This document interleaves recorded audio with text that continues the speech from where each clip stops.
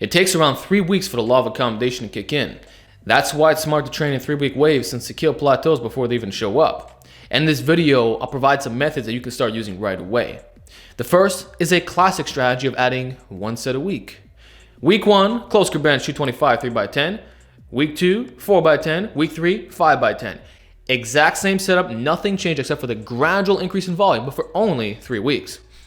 Then the 4th week, you rotate the variation to say an incline bench or just a regular bench. And you repeat the entire process. This is great as a dynamic effort substitute. Fantastic to incorporate for volume days. So one workout can be dedicated to this gradual increase or simply using it on your accessories. And then another could be a max effort method if you choose to do that. Another great strategy, which I just talked about, dynamic effort method.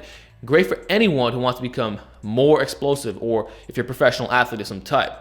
It goes as follows. High sets, low repetitions. Please refer to Prilipine's chart. And you typically wave it with 50, 55, 60% of your 1 rep max with around 25% band tension. So accommodating resistance is very beneficial because it reduces body deceleration and overloads different parts of the range of motion while providing overspeed eccentrics. So classic set for the bench would be 8 sets of 3, for squats 12 sets of 2, and deadlifts 15 to 20 sets of 1.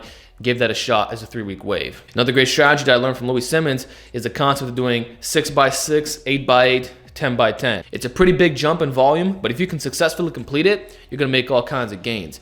And for this, you would leave the weight exactly the same. So make sure that 10x10 is something that would be realistic. So we're not jumping straight into doing 100 reps in one shot.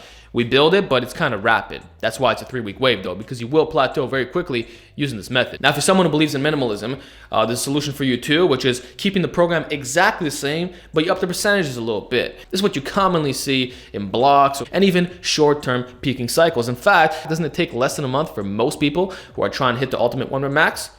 A great example that really highlights my point is Small Love Jr. You're benching 4 times a week with varying set reps on each day, but then the percentage increases 5, 10% depending how strong you felt. But for only 3 weeks, as after that, you'll really feel the overuse kicking in. You're overreaching. And that's essentially what you're doing with 3-week waves. Before you're about to fucking stall, you back down a little bit, change the variable. Because remember, there's 2 ways to override biological law of accommodation. Either through manipulation of sets, reps, percentages, etc., or rotation of the exercise. I'm in the concurrent camp, so I typically rotate the movement. But like I said, you can mix and match, try out everything I'm talking about today. Now, besides the strength training methods, there's also the exercise rotation itself. How often should that be? I'm gonna say this. Novice lifters, you can keep the same movement in for 3 weeks if you're doing the max effort method. So nice little coincidence there, right? But if you wanna mix it up, as Matt Wenning would suggest, you wanna change the variations very slightly. So going from a regular grip to a close grip, pause to touch and go, little things like that, right? If you're an advanced lifter, rotate every single week. However, the accessories can be milked for longer. Now, it's typically advised to rotate every 4 to 6 weeks, but I'm gonna say if you wanna kill plateaus completely while being able to use the strategies that I talked about in today's video, think of everything in terms of 3-week waves. You saw me do this recently with the incline bench and overhead press. 3 weeks of regular incline bench and then 3 weeks of incline close grip pause bench. And now I'm gonna change a variation again. For overhead press, I did 3 weeks of regular, 3 weeks of Swiss bar.